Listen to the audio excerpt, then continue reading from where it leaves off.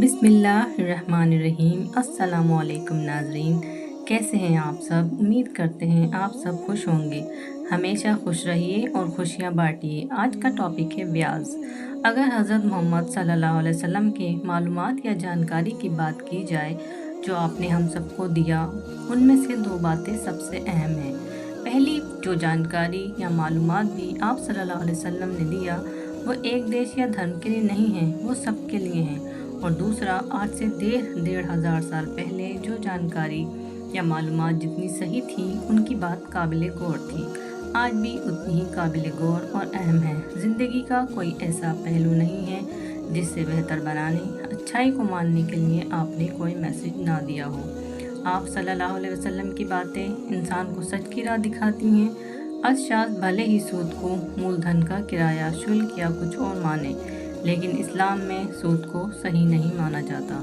इस्लाम के मुताबिक सूद ब्याज एक ऐसा ज़रिया है जो अमीर को अमीर और गरीब को और गरीब बनाती है। जो लोग ब्याज को सही साबित करने के लिए कोशिश करते हैं और लोगों को भी यकीन दिलाते हैं कि ब्याज लेना सही है, तो ऐसे लोग भी शैतानी धोखे के शिकार हैं। कुरान में बताया गया है कि जो लोग ब्याज लेने का इरादा कर चुके हैं और उसके लिए बहाने बनाते हैं, तो ये एक शैतानी धोखा है।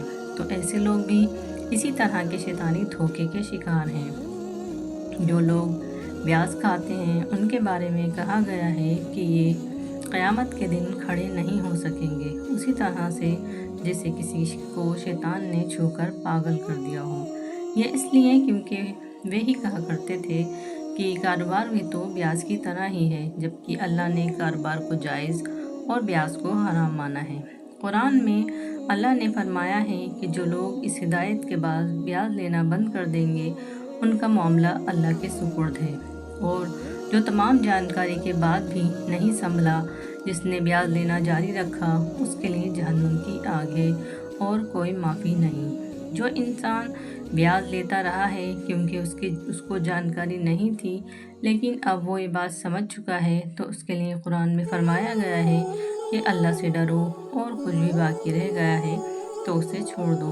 अगर तुम सच्चे दिल से ईमान रखते हो, अगर तुम तौबा कर लो, तो तुम्हारे लिए बाकी बचे पैसे तुम्हारे लिए जायज़ हैं। ना तो तुम खुद जुल्म करो, ना तो तुम पर जुल्म किया जाए। अगर तुम्हारे पास पैसे हैं तो उन्हें ज़रूरतमंद लोगों को कर्ज दो। उन्हें वापसी के लिए इतना टाइम दो कि वो आसानी से उसे लौटा सकें।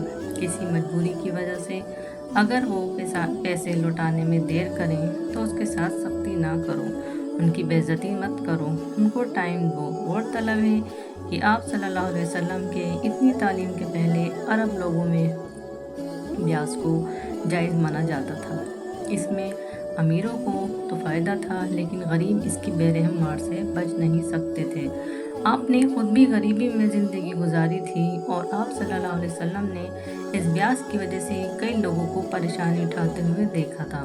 कुरान में आगे बताया गया है कि ब्याज से इंसान को ऐसा लगे कि मेरे पैसे बढ़ रहे हैं, लेकिन मैं असल में उसके पैसे कम हो रहे हैं। ब्याज की कमाई से बरकत ख़त्म होती है। इससे इंसान जो सवाब कमाता है वो भी ख़त्म हो जाता है। ब्याज पैसे को कम करता है, और जब हम किसी को सदका ज़कात देंगे, किसी की मदद करेंगे जायज़ पैसे से, तो उससे हमारे पैसे में बरकत होगी। रोज़ी कमाने का गलत तरीका, गलत रास्ता मत अपनाओ, क्योंकि कोई इंसान उस वक्त तक मर नहीं सकता जब तक उसकी पूरी रोज़ी मिल ना जाए जितनी उसकी किस्मत में लिखी है। हाँ, ये उसके मिलने में कोई देरी और परेशानी हो सकती है, तब सब्र करो, बुरे तरीके मत अपनाओ, अल्लाह से डरो, उसकी नाफरमानी से बचते हुए सही जायज़ हलाल तरीके अपनाओ। हराम रोज़ी के करीब भी मत जाओ। जो अल्लाह के बताए हुए रास्ते पर चलेगा उससे अपनी दुनिया भी संवार ली और आखिरत भी। नाज़रीन, उम्मीद करते हैं वीडियो आपको पसंद आई होगी। मिलते हैं अगली वीडियो में।